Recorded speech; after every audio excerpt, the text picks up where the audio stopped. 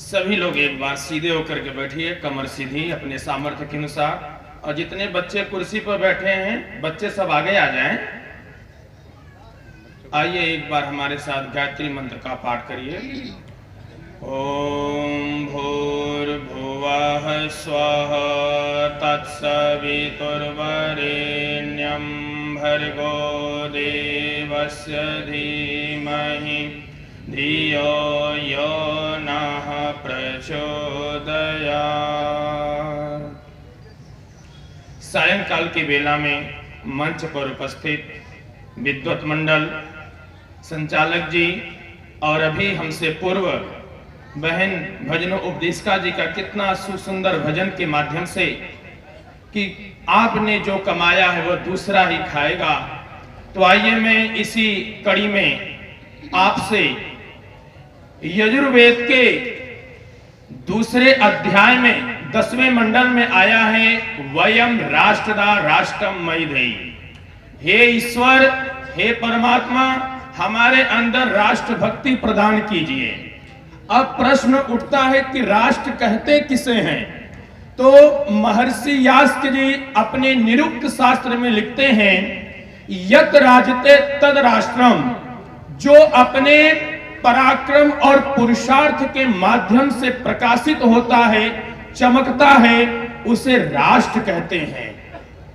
इसलिए महर्षि स्वामी दयानंद जी इस स्वराज के जो प्रथम उद्घोषक महर्षि अरविंद जी से पूछा गया, एवरेस्ट की चोटियों में आप किसको प्रथम मानेंगे?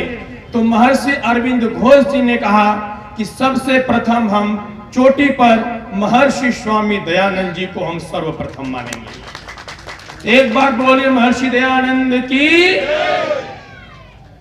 तो कहने का मतलब यह है कि राष्ट्र इस देश पर अनेक वीर शहीद कुर्बान हो गए, जिसमें से मैं आपसे एक चर्चा करना चाहूंगा जिनका नाम है महाराणा प्रताप।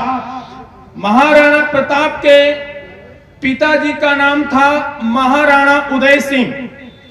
उदय सिंह जी ने 20 शादियां की थी और उनके 20 बेटे थे और 24 बेटियां थी।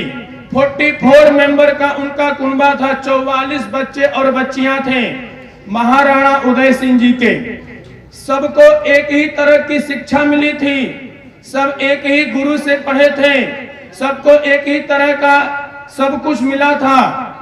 लेकिन आगे जाकर के क्या हुआ, महाराणा प्रताप के जो 20 बेटे थे, उनमें से 19 बेटे दुश्मन की फौज अकबर की सेना में चले गए और 5 जो थे, 5 में से 4 न्यूटन होकर के ननिहाल चले गए।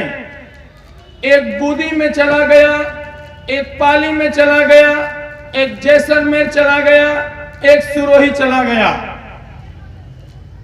24 में से 19 तो दुश्मन की फौज में चले गए और 4 अलग अलग अपने क्षेत्रों में चले गए। अर्थात वह सुख और सुविधा चाहते थे, अच्छे अच्छे उनको भोजन चाहिए, अच्छे अच्छे महलों में रहना पसंद करते थे। लेकिन 24 बेटे में से जो एक बेटा था महाराणा प्रताप, वह सत्ता के साथ नहीं था, वह संपत्ति के साथ नहीं था, वह संस्कृति के साथ था, देश के साथ था, सभ्यता के साथ था, लोगों के साथ था। आज जहां भी कहीं भी स्टैचू लगाया जाता है तो महाराणा प्रताप का लगाया जाता है, उसके 23 बेटों को बेटियों को कोई नहीं जानता। इसलिए अपने जो भी ये शरीर मिला है, हमको पुरुषार्थ करना है, धर्म अर्थ काम मोक्ष ये सबको प्राप्त करना है, तभी यह जीवन आप लोगों के लिए सार्थक होगा। इसलिए यह देश की सीमाएं अराकान से लेकर के खुरासान तक, तिब्बत से लेकर के कोलंबो तक यह एक भारतवर्ष हुआ करता था, आर्यावर्त हुआ करता था।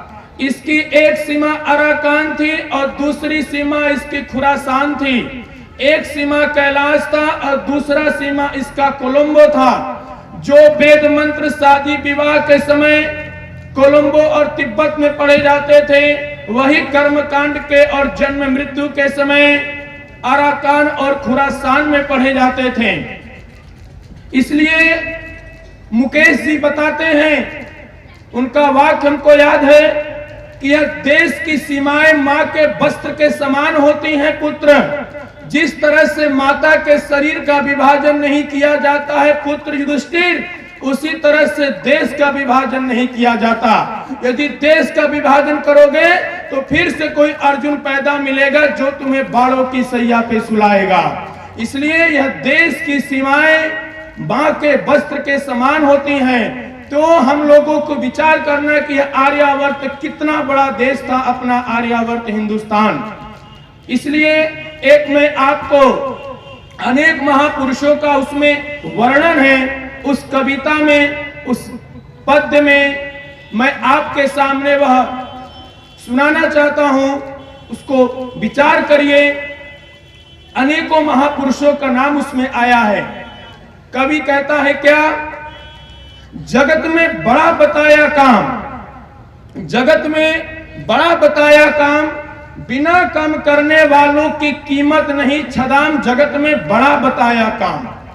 नामदेव दर्जी था, रैदास मेघवाल था, कृष्ण जी का पिता मामा कंस यहाँ गिरफ्तार था, अमेरिका का हेनरी फोर्ड मामूली जागीरदार था, टर्की का कमाल पाशा स्कूल में प्यून था, मुसोलिनी का पिता इटली में लुहार था, नेपोलियन बोनापार्ट शिवाजी के पास ना कोई सरदार था, जर्मनी का एडॉल्फ हिटलर मामूली चित्रकार था, थॉमस कार्लाइल के घर में ऊन का व्यापार था, नेता सुभाष चंद्र बोस का भारत में ना कोई मददगार था, इब्राहिम लिंकन लाल बहादुर शास्त्री को ना पढ़ने का दाम था, जाने जगत तमाम जगत में बड़ा बताया काम। ये लोग पुरुषार्थ करके मेहनत करके दुनिया में आगे बढ़े।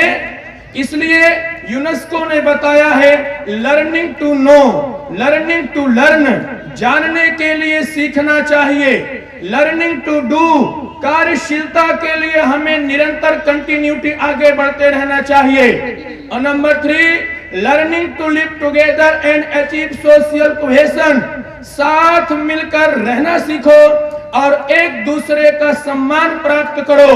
और चौथा है, बी एंड बिकम, जो आपके जिंदगी का उद्देश्य है, हमने उसमें क्या अचीवमेंट किया, क्या हमने प्राप्त किया। इसलिए हम सभी को इस पे चलने का प्रयास करना चाहिए और माता पिता भी अपने बच्चों और बच्चियों को यही सीखने का अवसर मिलता है। पहला जो गुरु होता है महर्षि स्वामी दयानंद जी, पूरे दुनिया के लोग इसको मानते हैं कि सबसे प्रथम गुरु जो होती है वह मातृदेवो भव, पितृदेवो भव, आचार्य देवो भव। पहला गुरु माता, पिता, आचार्य, अध्यापक, अध्यापिका, यह 3 गुरु से निर्माण इस संसार के सभी लोगों का होता है।